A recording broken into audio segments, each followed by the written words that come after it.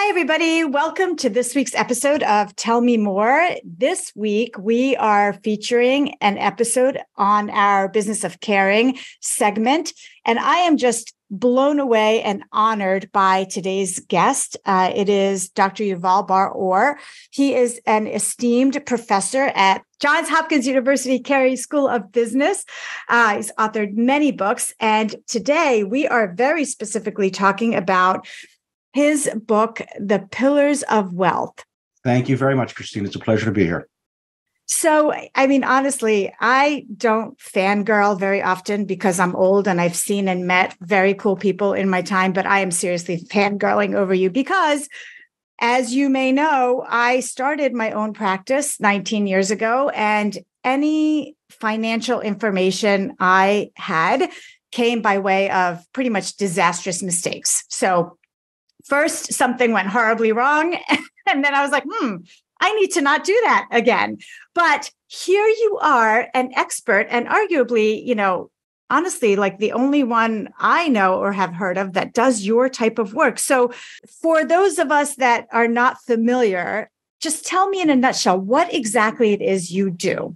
So I'm a professor of business, specifically finance, at the Carey School at Johns Hopkins, as you mentioned. And about 10 years ago, I created an initiative that was aimed at educating physicians in skills, typically business-related skills, business and finance skills, that they obviously were not getting in during their residency or undergraduate medical studies. I should also mention that I grew up in a medical family, so for me, this was very personal. I watched family members struggle. I watched extended family members struggle with some of these decisions. So that's what led to ultimately to wanting to do this. And it is unique in that most of the, I'm using air quotes here, most of the education in this space over the last few decades has been offered by people who offer free knowledge, but they're really trying to sell things because they're typically financial advisors, insurance brokers, agents, and so on. And so they, of course, have a hidden agenda, or sometimes not a hidden agenda, just conflict of interest, in that they're purporting to provide education, but really they're thinly veiled marketing efforts. So my response to that has been to, hey, let's do this as an educator who is not selling anything other than the knowledge. And let's also ground this in science. So there are peer-reviewed journal articles in this space, and I'm involved in producing some of those. Wow. So, I think you said some of the magic words there, grounded in science, because I think doctors inherently, that's what they care about. They want to see evidence. They want to understand where this education is coming from. And you're right. I know for us personally, if we got any financial counseling over the years since we've had our own practice, it's been from the guy who sold us our life insurance policies, the guy who, created our kids' 529 accounts. And honestly, I feel fortunate. Like I don't think we've gotten bad information, but when it comes to the business of medicine, the business of caring, starting a business, sustaining a business, making it a financially successful business, we have zero. I was just talking to a doctor who said, he's very funny. And he was talking about how we spend so much time memorizing the Krebs cycle. Well, who cares? I literally never use that ever in the course of my day. But to have some financial, even the basics would have been so helpful. So can you tell me what you would call the most basic financial principle that you feel doctors are universally sorely lacking? Just to make sure I'm answering your question precisely, do you want this answer in the personal finance realm or in the business of running a practice realm? How about both? I'd love to hear both. So let's start with the business practice area. And unfortunately, it can be a long list. This applies probably to both realms. So one of them you touched on, in that the people, they don't have exposure to this, so they're not really learning in these areas or developing intuition appropriately. But the main thing is in the business section, and you also touched on that, is that the doctors receive no business and management skills. Doctors are also often encouraged to be very self-sufficient, which means that they're not getting as much practice in collaboration and teaming with others. We're also in an environment where it's very difficult to find and retain good people to work and staff medical practices. And so those management skills, the people skills, the emotional intelligence are crucial, because you want people to feel that they're adding value, that they're appreciated, that they're contributing to a practice in order for them to stay, because it's a real problem to replace people. I have to train them, find them, and train them and retain them. So those are already some items. I did warn you that it's a long list. No. Feel free to cut me off and redirect at any point. But I can keep going, or I can. Please.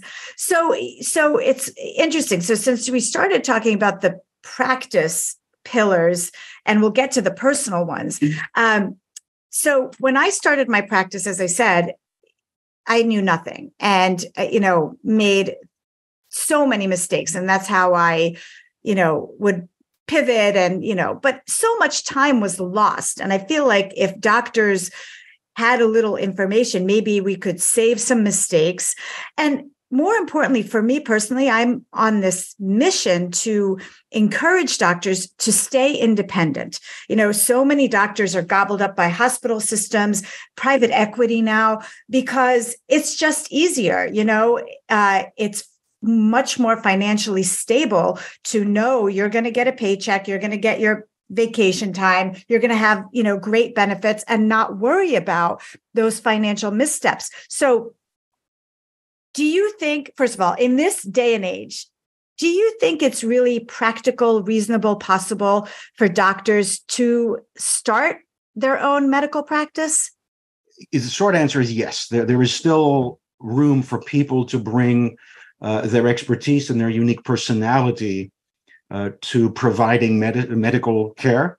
So I do absolutely believe that. It is harder, possibly harder than ever before, in that there are so many regulatory requirements, which are costly and time consuming, and they take up a lot of attention, but it is possible. And obviously there are physicians such as yourself who really feel it's your life mission and it's important for you to do that. So you get a lot of satisfaction from being in that circumstance where you get to decide what gets done and you control your own destiny. So again, back to the short answer, yes.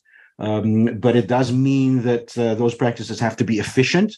They have to be run well, which brings us back to, I guess, earlier part of the conversation, which is that means having the skills right off the bat to be able to succeed. And one of the easiest ways to do that, we could talk about what background, what sort of preparation could be useful, but one of the easiest ways to do this is to work in someone else's private practice for a few years and learn what it's like, and then start one's own practice 2 years later or 5 years later, when you understand what it takes and you understand what the importance of things like cash flow and the importance of billing and following up on billing, things that if you're not taught those and not drilled into you, you're not aware.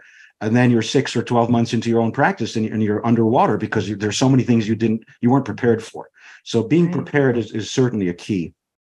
Wow, I love that you said that, because that's exactly what happened to me. Out of residency, I joined a practice of 4 older doctors, and that practice was run so poorly. And I remember the moment that I was like, no, I got to do this. I could do this better. It was back in the day when we didn't have electronic medical records and we still had folders, and they would buy the cheapest possible folders. They were like, a piece of construction paper folded in half, basically. And every time we would pull a patient chart, like papers would just go everywhere. We'd spend more time picking up pieces of paper.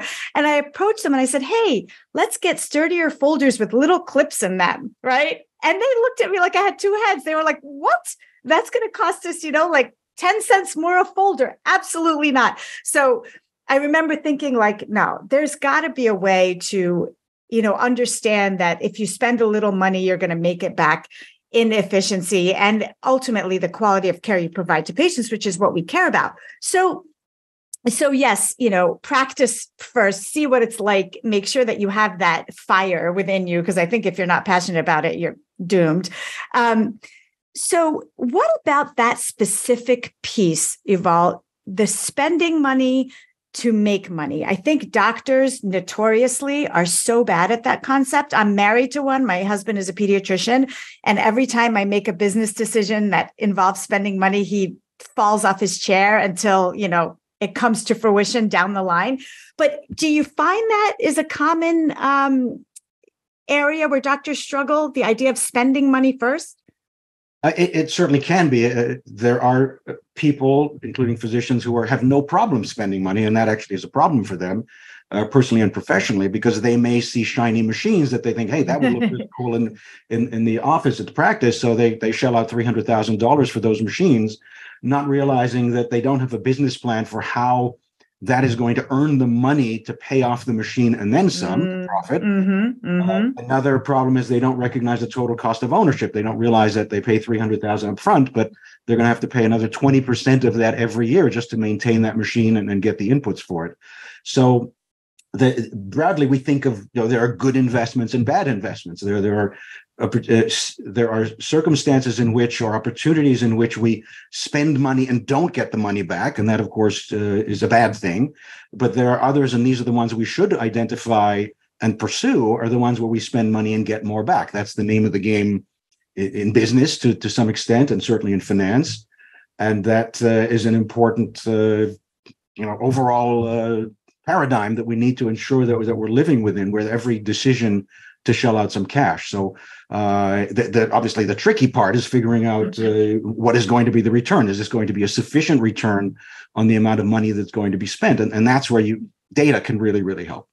Mm-hmm. So it sounds to me like you have had experience with those big, huge upfront investments that ultimately don't pay off for doctors. So my practice is a primary care practice. So we are not a procedure-driven practice. The most expensive piece of equipment I have, maybe my computers, maybe like a $2,000 EKG machine, in the world of business and multi-million-dollar practice is relatively small.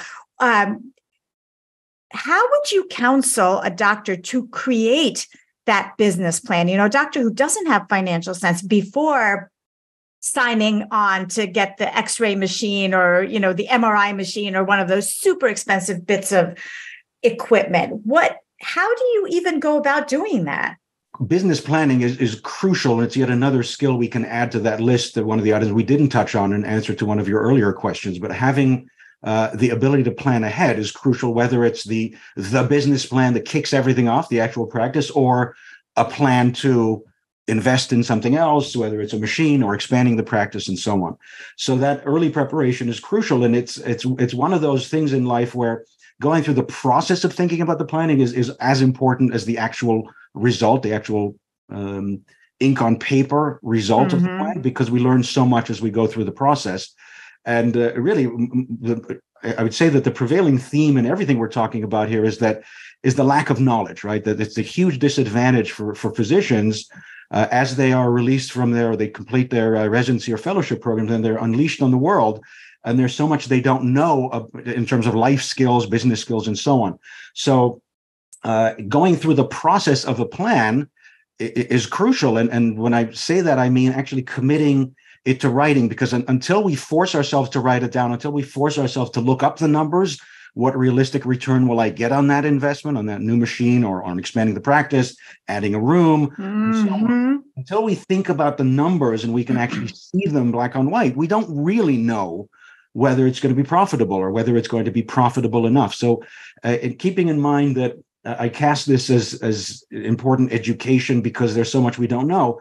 But all of this would be reinventing the wheel, because it is known. I mean, all of these questions about, is it more, should I expand the practice by another 100,000 square feet, or should I get this machine? Numbers to help us make those decisions do exist. And probably others have struggled with some of these decisions. So in this age of internet connectivity, simple searches often will get us to information that others have struggled with and grappled with and solved, so that we really don't need to wallow in this sort of helpless ignorance.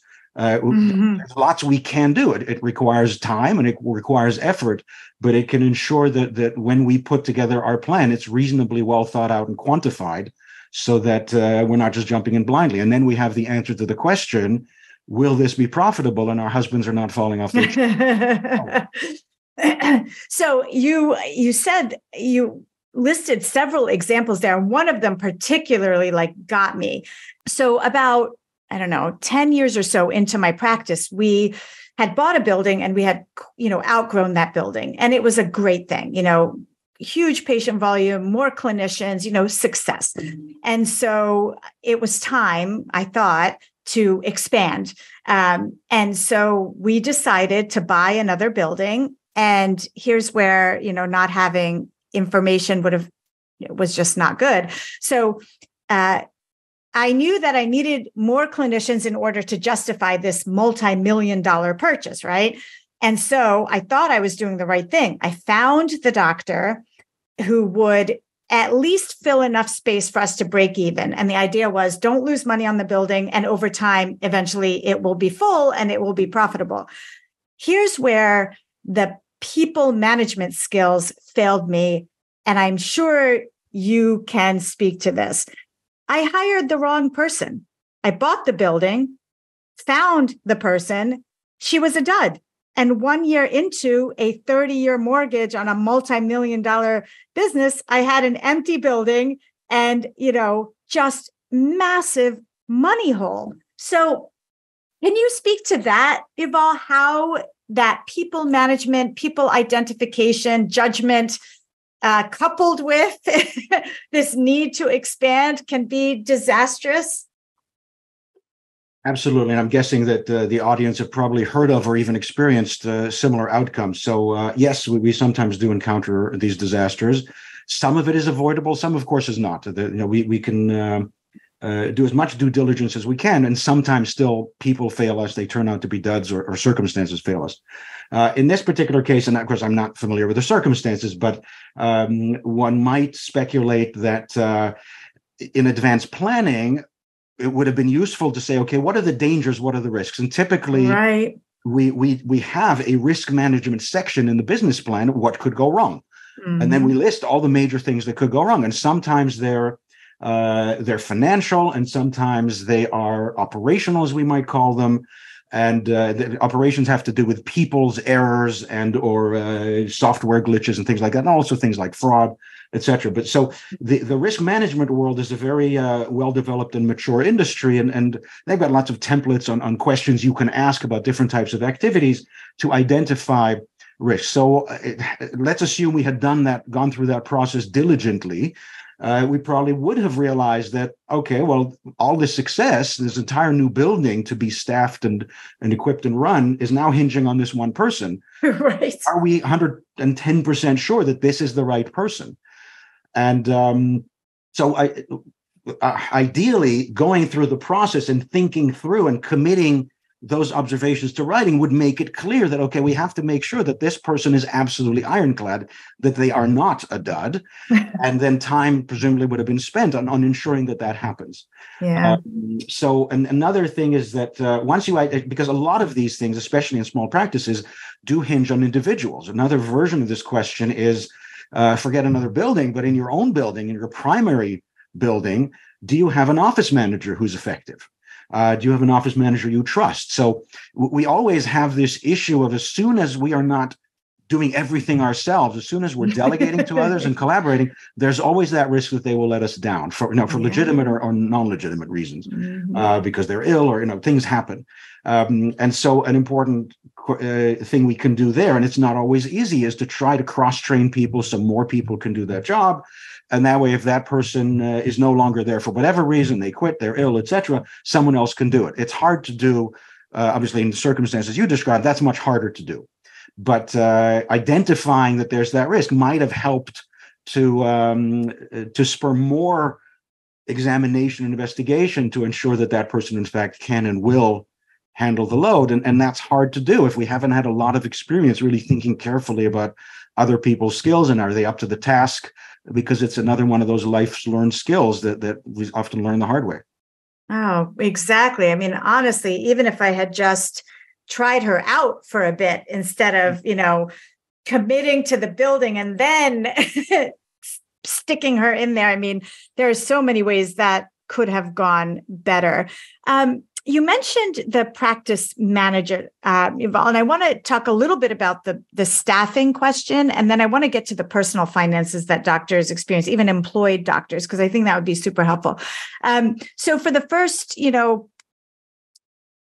15 of my 20 years in my own practice, I did not have a practice manager.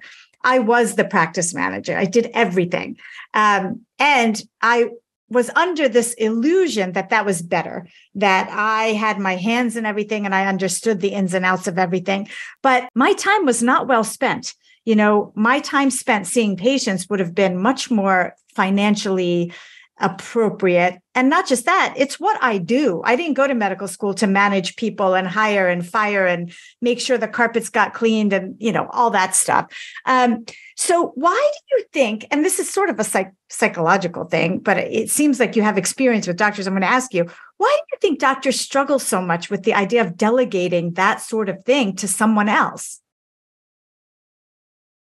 I imagine there are several reasons. We could get really deep into psychological analysis here, which we are not going to do. I'm certainly not qualified to do that. But I think like many other people, but in particular type A personality physicians, we know we can do the job and we know we can do it better. And as we glance around, we realize that we probably can do it better than anyone else who's around us. And so it's natural to just want it done well. And so that's one obvious interpretation or explanation for that. That, of course, is dangerous because, as you identified, you're good at and want to do the doctoring. And it's much more efficient if you can find someone reliable to do the other things, make sure that the place gets cleaned, make sure that the accounting gets taken care of, and so on. Another reason why people may prefer to keep things close is financial. They just feel that they can't afford at that stage to pay someone else to take on those tasks, and that can be legitimate. So there are several potential reasons why we have that dynamic, but it is important, especially if you want to grow. So if you want to be a one-person practice and have your little office that's manageable and see patients, in particular if you don't need to do procedures and so on, then that is doable potentially. But if you want any sort of growth, if you want to reach any sort of critical mass, you have to delegate because you have to recognize that there's efficiency and specialization. As we said, you do the doctoring because you're really good at that and you want to do that. And you let other people who are good at managing an office do that. And that's a completely reasonable and, in fact, desirable outcome if you want to be able to grow, if you want to be able to scale. The challenge, of course, and this brings us back to the example you provided, is that sometimes those people let us down. They turn out to be duds. So, and I think you also provided the solution potentially to that circumstance, the tragedy, the disastrous one you described, but also this one about office manager is bring the person in and agree that they're going to be on board for 3 months and you're going to kick the tires on them and that there will then be a decision of go or no go. And you get 3 months or more. I mean, you could make it a 1-year contract or whatever one wants to begin with. And that's an opportunity for the two of you to grow together, for you to see what they're capable of doing. And either providing some of your time for training them or deciding they're not the right person. But the best case scenario is you then know enough about that person to make a solid, comfortable, happy decision to keep them on, or you've learned that they're not the right person and you just repeat the process with someone else. So it's slower than just jumping in. But linking back to your example, it's certainly safer than the $1 million building sitting there empty. Right. Yeah. I mean, I think that's a common theme of the advice you're giving him all is just slow down, take the time to do the research, create the business plan, figure out the return on the investment, hire the right person, kick the tires, as you said. I mean, it all comes down to being patient. And those of us that are type A, let's go. That's a hard thing to do. But it seems like, especially in finance, it's critical. So let's shift gears and talk about personal finance for doctors. Let's say, you are an employed doctor and, I'm going to pull the curtains back a little bit for patients who may listen to my podcast and say, yes, doctors are very fortunate. In general, we have financial security. We make a fair wage for what we do. We will always be employable unless AI takes over. But we also struggle with the same things that, other people struggle with, saving and buying a house and, putting our kids through college. So, Yuval, do you think, well, what would you say in the world of personal finance do you think doctors struggle with the most? Wow, another long list. One of the earliest presentations I did on this subject, I was asked to do a presentation on the 10 biggest mistakes physicians make. And I sat down, and within 14 minutes, I had 28 items. Oh my God. It's a really, really long list. But so, and we could do an entire podcast on that, I'm sure, probably several. There are several items fundamentally or examples that physicians tend to be pretty bad at. One of them is that they can act impulsively.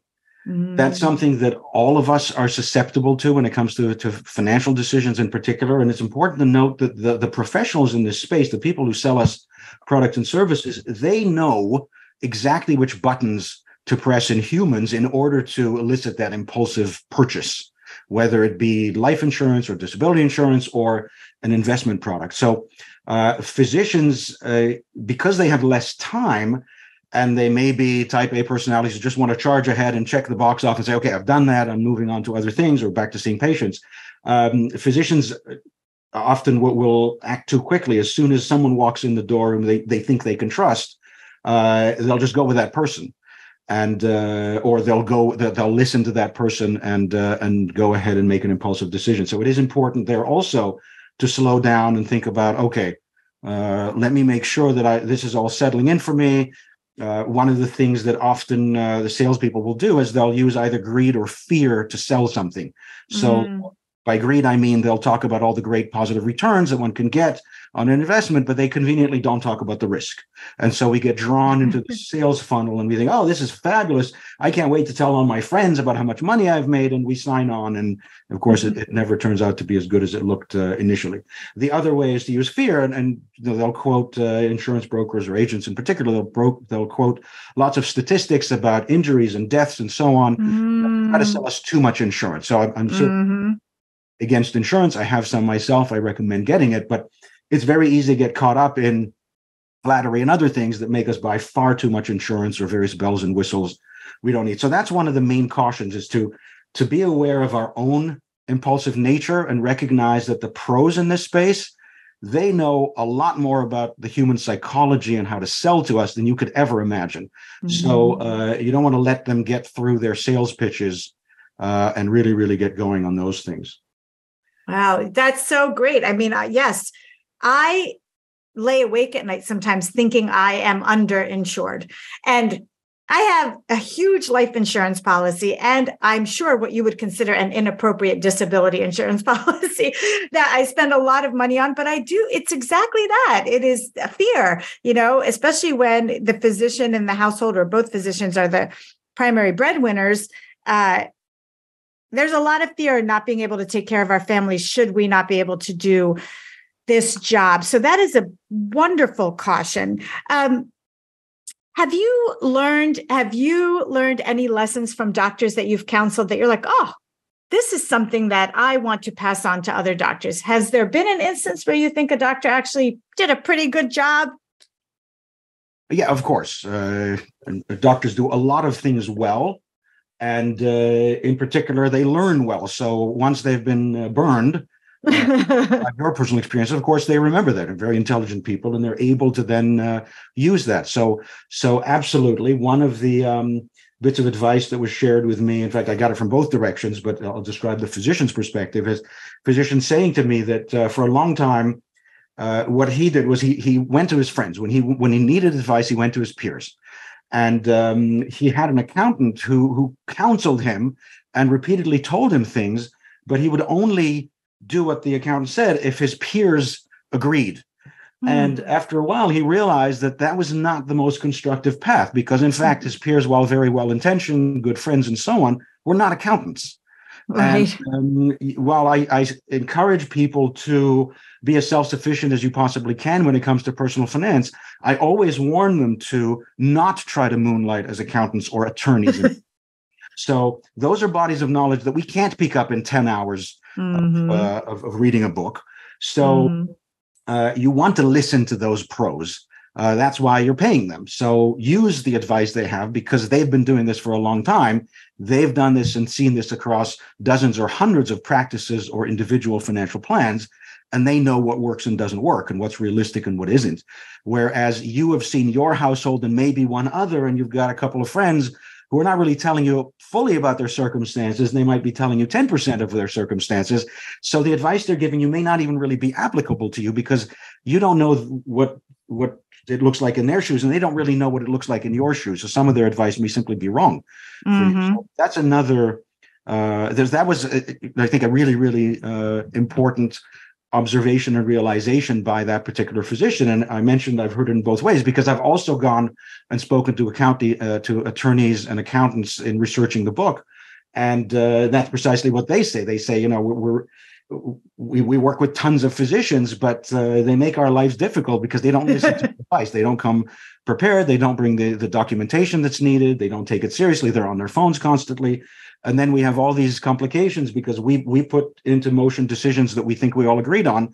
And they say, wait a minute, why did you do that? Well, we were together and we agreed to do this. And the physician doesn't remember because the physician was on the phone doing different things. So there are a lot of things that I guess we could add this to the list of things physicians could do better as well. I did want to mention one other crucially important item, really two, just to complete the previous answer, because the OCD in me just feels like I have to say this. Please. So, and that has to do with mistakes that physicians make, and avoidable ones are not being aware of fees that are associated with the various financial planning elements, because those can be really, really bad for us. And often we'll see things characterized, oh, there's just 1% fees annually. And we think, oh, 1% is nothing. They've promised me 10%, 14, 16% returns. 1% is nothing. But 1% actually is kind of devastating.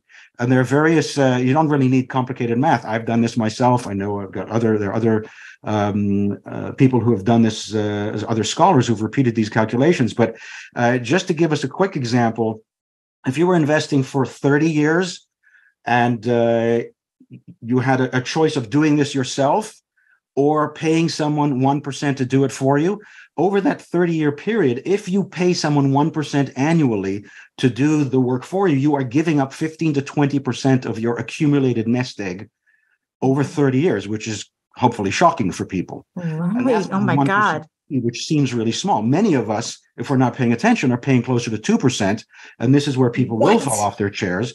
Wow. At 2%, you're losing 35 to 40% of your nest egg, which is outrageous. Right? It's crazy. So fees are crucially important, and we really need to zealously reduce those fees as much as we possibly can and not dismiss them because they look small.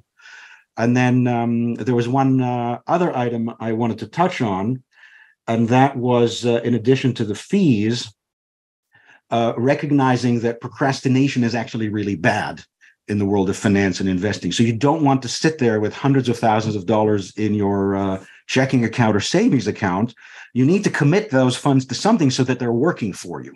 And I say that from personal experience, and many physicians I have known personally do that because, of course, you're busy. Physicians can make significant amounts of money in certain cases. And if you're not sure where to put them because you don't have a financial plan, it just sits there and accumulates. And you really need to deploy those funds. So I'll stop there. No, that's fantastic advice. Guilty as charged. In fact, as you were speaking, I'm like, I think that 1% number sounds awfully familiar to me. And that is terrifying. Oh my gosh. And, the leaving money sitting in a checking or savings account, we are, doctors are, I think that we're notoriously bad risk takers, right? Like we want to be secure. And sometimes it feels good to know you have a year worth of your expenses in a checking or savings account when really that is absolutely not an efficient way to use your money. That was an excellent bit of advice.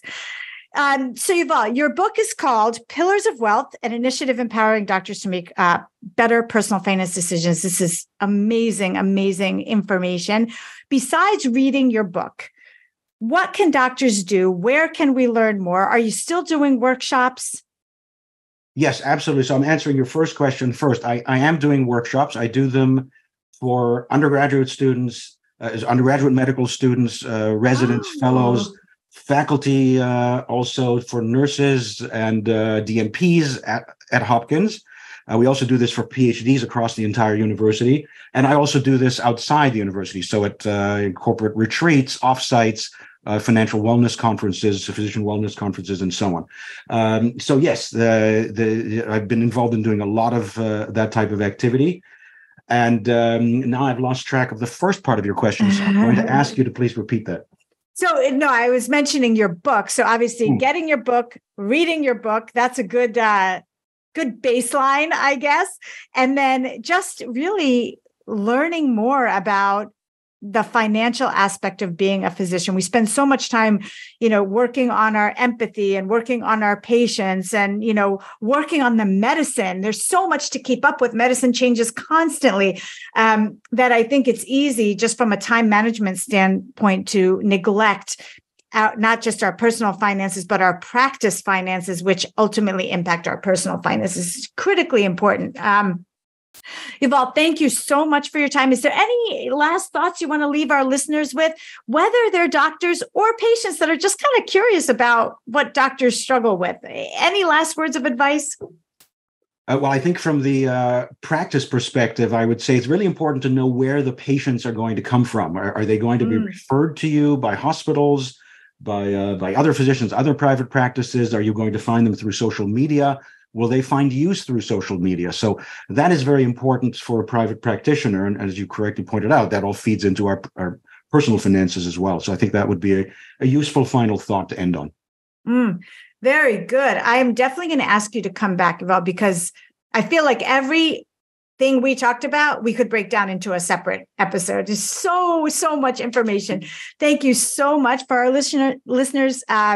Dr. Bar-Or's book and contact information will be in the show notes. Thank you again so much. It's been an absolute pleasure, Yuval. I look forward to talking to you again. Thank you. Pleasure.